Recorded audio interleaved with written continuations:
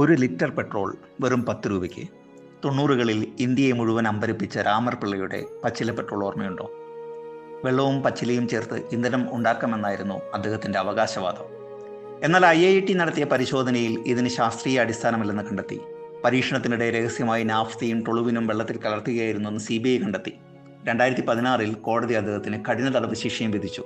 സസ്യങ്ങളിൽ നിന്ന് ഇന്ധനം ഉണ്ടാക്കുന്നത് അസാധ്യമല്ല. ലക്ഷക്കണക്കിന് വർഷം കൊണ്ട് സസ്യങ്ങൾ ഭൂമിക്കടിയിൽ രൂപാന്തരപ്പെടുമ്പോഴാണ് പെട്രോളിയം രൂപപ്പെടുന്നത്.